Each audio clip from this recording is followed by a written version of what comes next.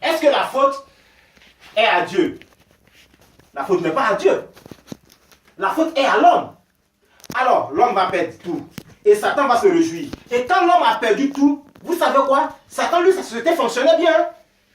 Parce qu'il se disait qu'il était le chef sur la terre ici. Donc lui, sa société fonctionnait bien. Ses agents partaient partout pour recruter des gens. Ses agents partaient partout pour gâter tout. Parce que lui, son travail était de tout gâter. Ça fonctionnait. Mais l'homme avait tout perdu. Il avait perdu relation avec le boss qui était Dieu. Donc l'homme va se retrouver dans la merde. Dieu va réfléchir. Il va dire, j'ai fait l'homme à mon image. J'ai créé l'homme à ma ressemblance. C'est vrai qu'il a commis une erreur professionnelle. Mais je peux lui pardonner. Amen. Alors, pour lui pardonner, qu'est-ce qu'il me faut faire? Puisque la boîte, c'est une très grosse boîte. Alors, je vais faire partie de quelqu'un qui a la capacité de corriger les erreurs de l'homme. Alors, qui Dieu va envoyer? Dieu va faire appel au Seigneur Jésus. Jésus va arriver. Jésus arrive, à peine il arrive, il va prendre connaissance de tout ce qui n'allait pas dans la boîte. La Bible dit que Jésus même va aller dans le temple. Quand il va arriver dans le temple, il va trouver que ceux qui travaillaient dans la maison de Dieu, dans la société de Dieu, ils travaillaient mal. Qu'est-ce que Jésus va faire? La Bible dit qu'il a versé tout, il a tout renversé, il a tout cassé. Il dit la maison de Dieu n'est pas appelée une maison de trafic, mais une maison de quoi? De prière. La société de Dieu n'est pas une société où on fait la corruption, où celui qui ne mérite pas occupe un poste. Jésus va renvoyer tous ceux qui ne travaillaient pas bien, qui ne méritaient pas les postes. Jésus va mettre de l'ordre. Il va commencer à mettre de l'ordre. Et quelqu'un va prendre son téléphone et il va appeler Satan. Il va dire, mais Satan, on ne comprend pas là. Il y a quelqu'un qui est arrivé. Dès qu'il est arrivé, il a licencié au moins 2000 personnes. Mais on ne comprend pas pourquoi il les a licenciés. Satan va prendre les informations. Si Jésus, on va lui dire, ah, c'est le nouveau directeur qui vient d'arriver. Satan va dire, ok, ça fait mon affaire. Donc Satan se croyait toujours roi, à toujours convaincre les gens. Satan va faire appel à Jésus. Il dit, bon, je t'invite quelque part, on va dîner. Jésus dit, il n'y a pas de souci. Donc Jésus va se présenter vis-à-vis de Satan. Et Satan va le transporter sur quoi? Sur la montagne sainte. Et il va dire quoi à Jésus? Tu vois tous ces biens qui sont là. Tu vois tous ces royaumes qui sont là. Si tu te prosternes et que tu m'adores, tous ces royaumes-là te seront donnés. Toute cette société-là, tu seras le directeur de toute cette société. Quelle a été la réponse de Jésus? Jésus va lui dire, tu serviras que l'Éternel, ton Dieu, seul. Mais pourquoi Jésus parle de cette façon? Parce qu'il savait que, en réalité, Satan n'est responsable de rien. Rien n'appartient à Satan sur cette terre et que le fondateur du travail, le patron du travail est bien son Père qui est Dieu. Donc Satan ne fait que faire croire aux gens qu'il est le maître du travail, il est le maître des entreprises. Mais l'initiateur et le fondateur est bien Dieu. Jésus le savait. Donc il va faire échouer Satan. Et la Bible dit que quand Jésus s'est séparé de Satan, Satan s'est retrouvé dans l'échec total. Amen. Nous sommes aujourd'hui, le 1er mai, la fête du travail. Combien de chrétiens qui s'interrogent si réellement ils sont appelés un jour à travailler, un jour à avoir un salaire dans leur vie? Aujourd'hui, des chrétiens qui acceptent des offres qu'ils ne doivent pas accepter en tant qu'enfants de Dieu, tout simplement pour mériter un poste. Quand j'entends des gens dire que cet homme m'a dit, si j'accepte de coucher avec lui, il va me permettre de travailler dans cette boîte. J'ai causé avec une sœur. Elle me disait que je voulais travailler à SNCF, mais on m'a dit que là-bas, quand tu veux entrer, forcément, soit les gens vont avoir ce courage d'avoir un rapport avec toi, ou bien ils vont te demander des choses de faire. Si tu arrives à les faire, tu vas entrer. Que je me suis, j'ai pris contact avec une sœur et c'est ce qu'elle m'a dit. Il y a des gens qui créent les entreprises. Et les victimes, les premières victimes, sont beaucoup les femmes. Quand ils le voient, ils disent, j'ai fait une demande d'emploi, je voulais travailler avec vous ici. Ils regardent, elle est bien jolie, elle est bien bâtie. Ils disent, voilà, si tu veux que je donne du travail, voilà, on va signer les conditions. Si tu acceptes les conditions, demain je t'embauche. Il y a d'autres, plein qui acceptent de se jeter dans ce genre de situation. C'est ce que Satan voulait montrer à Jésus. Il voulait faire croire à Jésus que sans lui, Satan, Jésus-Christ ne pouvait pas travailler. Il voulait faire croire à Jésus-Christ que tout ce qui est sur la terre là, tout ce qui travaille sur la terre ici, c'est lui Satan qui est au contrôle de tout. Donc sans lui son autorisation, dans la vie de Jésus-Christ, il n'y aura jamais de travail. Aujourd'hui, le diable suscite des personnes qui ont des entreprises par-ci par-là, donc on ne sait pas où est la source, où sont passés pour avoir ces boîtes-là. Satan les utilise pour malmener les enfants de Dieu, pour leur faire croire que dans leur vie, ils ne sont pas faits pour travailler un jour dans leur vie. Donc quand une proposition s'ouvre à eux ou à elles, elles n'hésitent pas à réfléchir, elles ne mettent pas le temps à penser et elles se jettent parfois dans des propositions qui ne vont pas leur amener dans le paradis, mais qui vont leur amener dans l'enfer. Donc est le souhait de Satan. Ce matin, c'était juste pour te dire que si Dieu t'a créé à son image, si Dieu t'a fait à sa ressemblance, et que Dieu a dit que tout ce que j'ai créé sur la terre, c'est toi qui es le chef, c'est toi qui dois leur donner des noms, c'est toi qui dois diriger tout ce que j'ai fondé sur la terre. Comment se fait-il que je peux me poser la question si moi je suis fait à travailler un jour demain? Amen. Vous savez, il y a une chose, ou une personne si vous voulez bien, avec laquelle nous communiquons de plus dans notre vie. Une seule personne. Souvent quand je pose la question, les gens subit, ils se sont assis, non, la personne avec laquelle je cause plus dans la journée, c'est Dieu. D'autres disent que oui, c'est ma maman. D'autres disent que oui, c'est mon papa. J'ai dit non, vous vous trompez. Il y a une seule personne avec qui tu communiques plus durant toute la journée, c'est ton esprit. Ta pensée. Nous communiquons plus avec notre pensée que même Dieu, que même tout. Pourquoi? Parce que lorsque tu décides de faire un petit truc, c'est d'abord ta pensée. Tu penses d'abord avant de poser l'acte. Même quand tu décides d'aller prier, c'est parce que tu as pensé avant de prendre la décision d'aller prier. Même quand tu décides d'aller manger, c'est parce que tu as pensé que tu as faim. C'est pourquoi tu te lèves pour aller manger. Même quand tu décides d'aller dormir, c'est parce que tu as pensé que tu as sommeil. C'est pourquoi tu as décidé d'aller dormir. Donc la pensée, c'est la personne, la première avec laquelle on cause plus dans la journée. Maintenant, ta vie va dépendre de quoi? De tes pensées. Tout ce que tu dois faire dans ta vie va dépendre de quoi? De tes pensées. C'est la façon dont tu penses durant la journée. C'est la façon dont tu penses durant toute ta vie que tu deviens ce que tu dois devenir. Il y a des personnes dans leur vie, toutes leurs pensées n'est que négatif.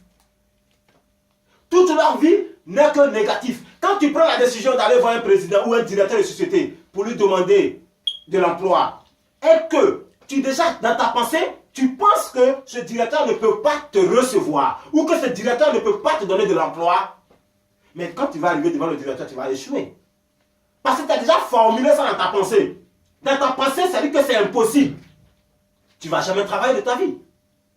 Quand il y a des chrétiens qui se disent dans la tête que est-ce que moi un jour je vais avoir un travail noble? Est-ce qu'un jour, est-ce que moi là je pourrais avoir un poste temps? Est-ce que je pourrais avoir un salaire de 3 000 € ou un salaire de 2 000 €? Je ne crois pas. Si cette France, actuellement la France qui est due de cette façon-là, je ne pense pas qu'un jour je pourrais avoir un salaire de 3 000 €. Mais quand tu as cette pensée, c'est logique, c'est ce que tu vas devenir. Tu ne pourras jamais avoir un salaire de 1 000 € parce que ta pensée déjà fait de toi ce que tu es. Ta pensée fait de toi ce que tu vas devenir demain. Ce n'est pas un homme qui fera de toi ce que tu vas devenir demain. Ce ne sont pas tes diplômes qui feront de toi ce que tu vas devenir demain. Ce n'est pas ta propre intelligence qui fera de toi ce que tu vas devenir demain. C'est ta pensée qui fait de toi ce que tu deviendras demain. Le chrétien, c'est celui qui doit penser de façon quoi? Positive. Toute ta vie là, dis-toi que moi, je suis fait pour être quoi? À la tête et non à la queue. Dis-toi que moi, si les gens de ce monde, ceux à qui Dieu n'a pas confié le monde, ceux à qui Dieu n'a pas confié tous les matériels, tous les biens qu'il a créés, si eux ils prospèrent, mais pourquoi pas moi? Pourquoi pas moi? Moi je ne peux pas obtenir un salaire à moins de 2 000 €. Je ne l'accepte pas. Ça c'est ma pensée qui formule ça chaque jour. Je dis à Dieu, mon premier salaire, je dois obtenir un salaire de 2 000 € à commencer par 2 000 € jusqu'à aller à 4 000 à 5 000 €. Dis Amen. Amen. Ça, c'est ma pensée. Ça, c'est ma pensée de tous les jours. Mon oncle me disait un jour, en Côte d'Ivoire, quand j'étais au bled, Un jour, je sortais avec lui pour aller voir, il avait une entreprise et on partait pour prendre des contacts avec des partenaires. Et puis il me disait, on croisait un de son ami d'enfance. Quand il a vu, il dit, mais ça fait longtemps, on ne s'est pas vu. Il dit, ouais, très longtemps. Il dit, bon, alors on va s'asseoir quelque part, on va prendre un pot. On s'asseoir. Et puis ils ont commencé à causer. Il dit, mais qu'est-ce que tu es devenu? Il dit, ah mon oncle, qu'est-ce que tu es devenu? Il dit, non, mais j'ai créé une petite boîte de vente par correspondance. Et mon oncle aussi lui demande, mais et toi, qu'est-ce que tu es devenu? Il dit à mon oncle, finalement, je suis devenu policier. Hein. Il dit, ah bon, tu as fini par être policier? Il dit, mais toi, c'est pas croyable. Pourquoi? Et mon oncle n'a rien dit là-dessus. C'est quand on s'est séparé du monsieur, dans le taxi, il me dit, tu sais quoi? Ce monsieur qui dit qu'il est devenu policier, depuis au lycée, toujours, moi là, je serai un policier, je vais vous commander. Moi là, je serai un policier, je vais vous commander. C'est ce que mon oncle me disait. Il dit, mais tu te rends compte, le monsieur a fini par être policier. J'ai fait la chair d'épaule. Amen. C'est ce que tu prédis sur ta vie. C'est ta pensée qui fait de toi ce que tu vas devenir demain. Mais si ta pensée, elle est noire, si ta pensée, elle est ténèbre, si ta pensée, elle est négative, même quand on prend de l'or, on verse sur toi, tu vas sortir sur l'or. Tu vas sortir, il n'y aura même pas une or qui va coller ta peau. Parce que ta pensée, elle est négative. Mais si tu te dis dans ta peau que quand Dieu a créé la terre et le ciel, c'est moi que Dieu a fait à son image. C'est moi que Dieu a fait à sa ressemblance. C'est moi que Dieu a dit, je veux un homme selon ma ressemblance pour diriger tout ce que j'ai créé. Alors donc, moi, en tant qu'enfant de Dieu, c'est impossible que je ne devienne pas quelqu'un dans ma vie. Quand tu commences à formuler ce genre de tout dans ta tête, bien aimé, partout où tu frappes, c'est le succès qui s'ouvre à toi. Dis Amen. Amen. Tu ne peux pas être un enfant de Dieu et puis ne pas avoir un salaire dans ta vie. C'est impossible. Et c'est de l'échec total de ta vie. Tu ne peux pas être un enfant de Dieu et puis ne pas réussir. À moins que ta vie d'enfant de Dieu est remplie de tâches. Amen. Aujourd'hui, c'est la fête du travail.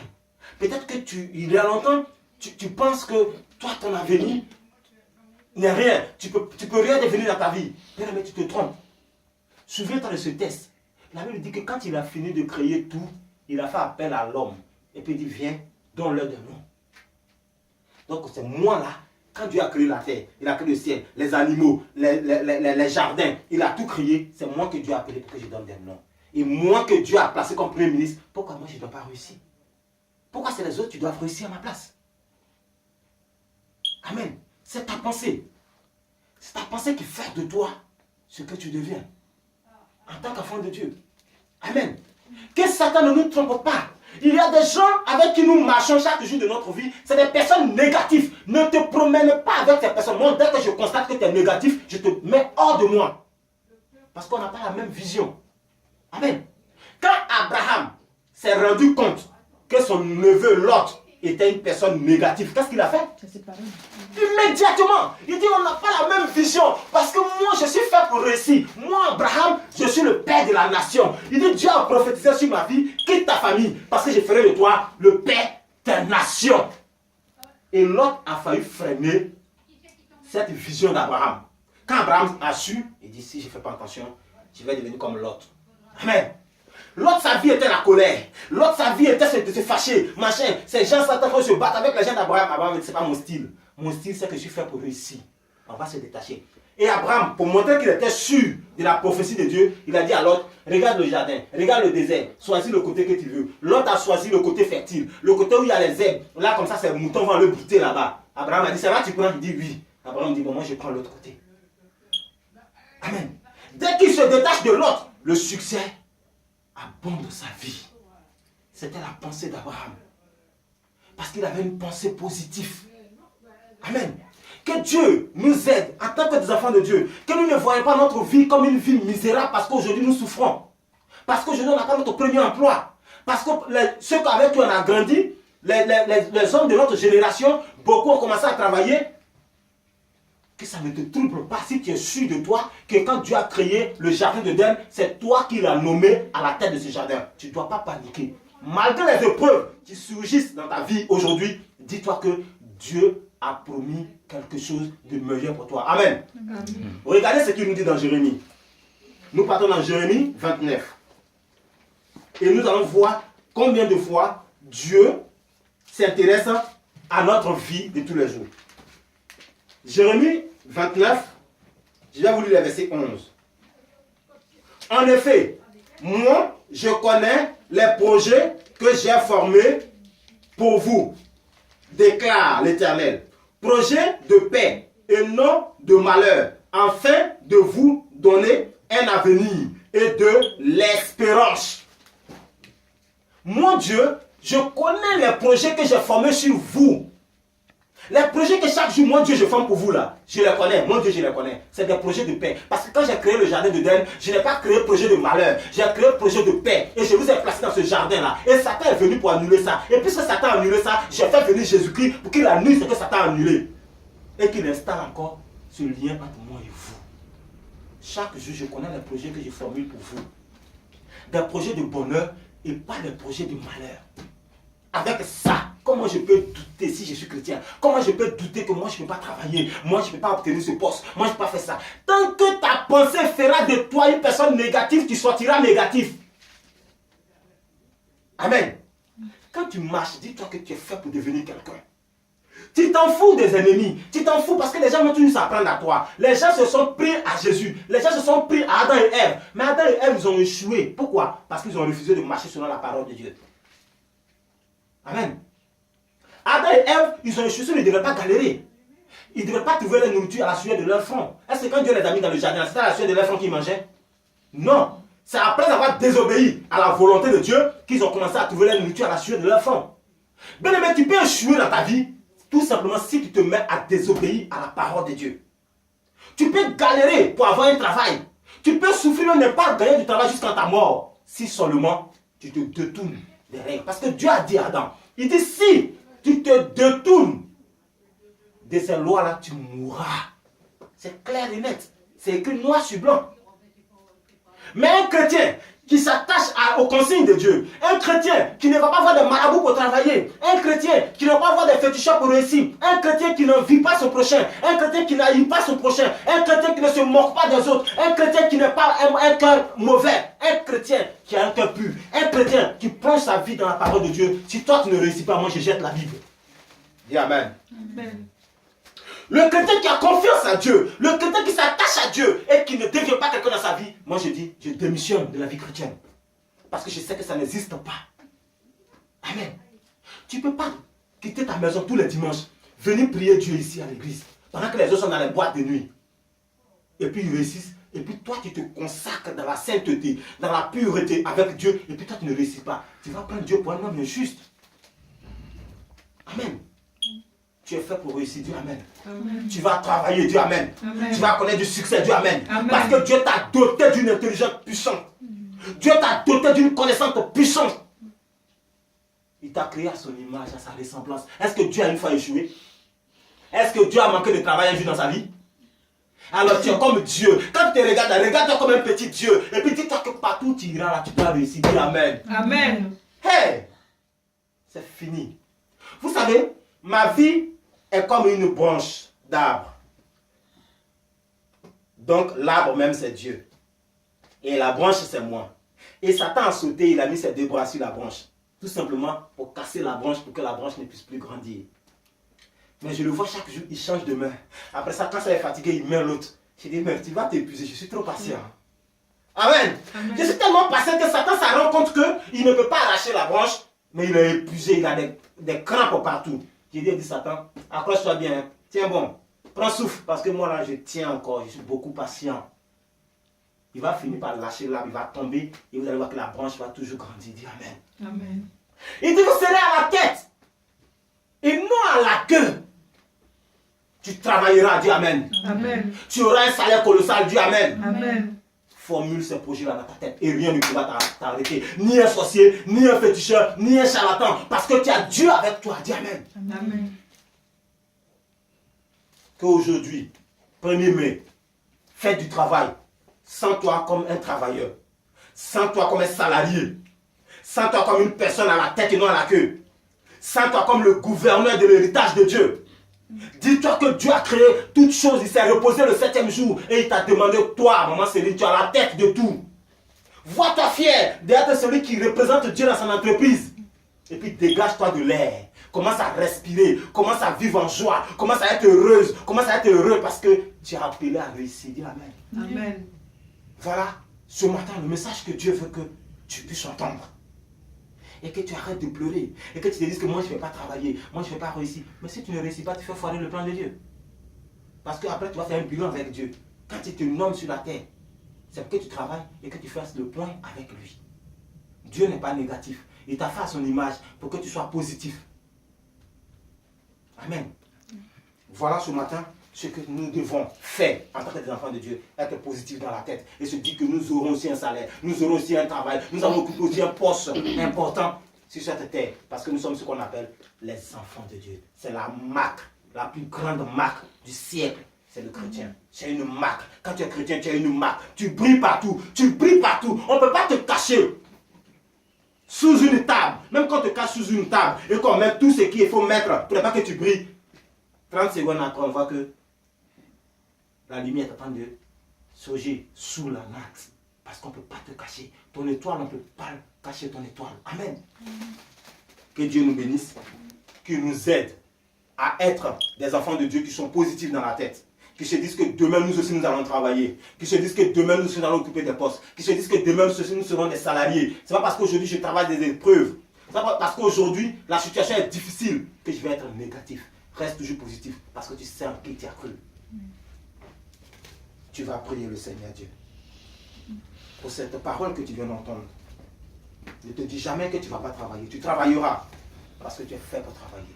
Commence à prier dans ton cœur et dis à Dieu, je suis appelé à travailler et je sais que je travaillerai.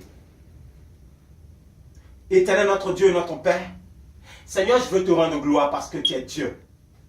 Je suis fier que je sois fait à l'image de ce Dieu suprême dont tout le monde veut ressembler.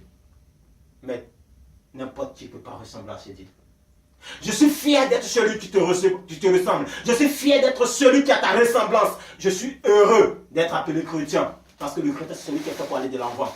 Le chrétien, c'est celui qui est fait pour occuper des postes. Le chrétien, c'est celui qui est fait pour ressembler à Dieu. Père, quand on me voit, on voit ton image.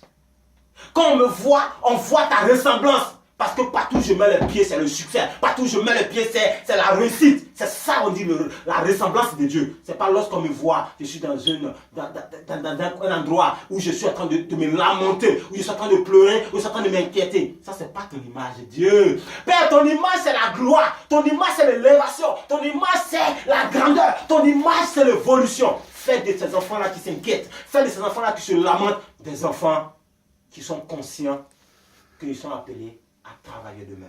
Que la gloire te revienne, Seigneur. Merci parce que tu nous donnes la connaissance, la révélation de notre vraie identité en tant qu'enfants de Dieu. Que la gloire te revienne au nom de Jésus. Amen. Amen. Que ton nom soit sanctifié, que ton règne vienne, que ta volonté soit faite sur la terre comme au ciel. Donne-nous aujourd'hui notre pain de ce jour. Pardonne-nous nos offenses, comme nous pardonnons à ceux qui nous ont offensés. Ne nous soumets pas à la tentation, mais délivre-nous du mal. Car c'est à toi qu'appartiennent le règne, la puissance et la gloire